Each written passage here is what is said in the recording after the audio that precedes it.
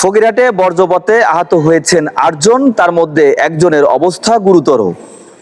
শরীরের বিভিন্ন স্থান পুড়ে জ্বলছে গেছে। বর্তমানে তিনি ফকিরহাট উপজেলা স্বাস্থ্য কমপ্লেক্সে চিকিৎসাধীন রয়েছেন। বজ্রপাতে আহত হওয়া আলামিন, তার বাড়ি হচ্ছে ফকিরহাটের সৈয়দ মহল্লা। আমরা কথা বলছি আলামিনের সাথে।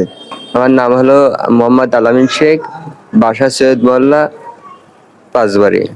ঘটনা ঘটছে হলো আপনার কাইতলি দায়রেকাটা, বিলির নাম হলো দায়রেকাটা, সেই জায়গা। কালকে আমরা হলো গেড়েছিলাম, গেড়েতে সবকিছু গুছাটেছিলাম, বাসায় ছিল সব মেঘলা দেখে। এর মধ্যে বৃষ্টি শুরু হয়ে গিয়েছে। পরে আমরা সবাই গোল ঘরের মধ্যে আমরা হলো কাজ করতেলাম 3 জন। তার মধ্যে আমাকে গেড়ে একজন থাকে, সে আর হলো একজন বাড়িতে নিচে। এর মধ্যে এবার খালে মাছ মারছিল, তারা ছিল হলো 6 জন। মোট আমরা হলো 8 জন। 8 জন আমরা রয়েছি। তা বৃষ্টি হচ্ছে বলে, শীত লাগতেছে বলে আমি হলো বাসায় বসা, সবাই দাঁড়ানো।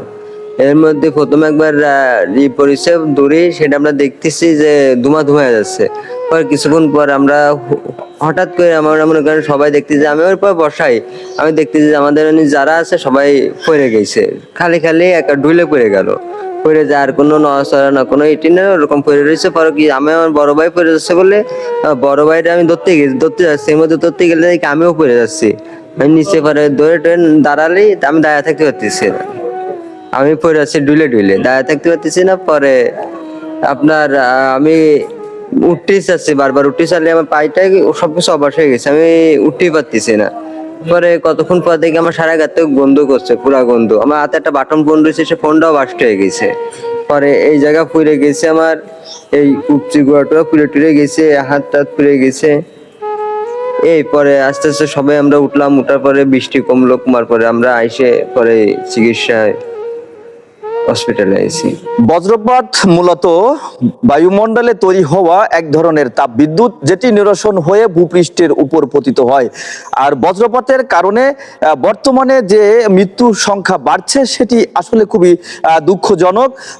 বিজ্ঞানের ভাষায় বলতে গেলে বজ্রপাত সাধারণত উঁচু দালান, উঁচু গাছ, বৈদ্যুতিক খাম্বা এবং ফাঁকা স্থানে মানুষের উপর পড়ে থাকে। কিন্তু বজ্রপাত বর্তমানে বিজ্ঞানের সেই থিওরিকে আরো সামনে নিয়ে চলেছে। তার কারণ হচ্ছে এখন ঘরের ভিতরেও আসলে বজ্রপাত ঘটছে এবং প্রতিদিন কিন্তু আমরা সংবাদ মাধ্যমে এমনটাই জানছি।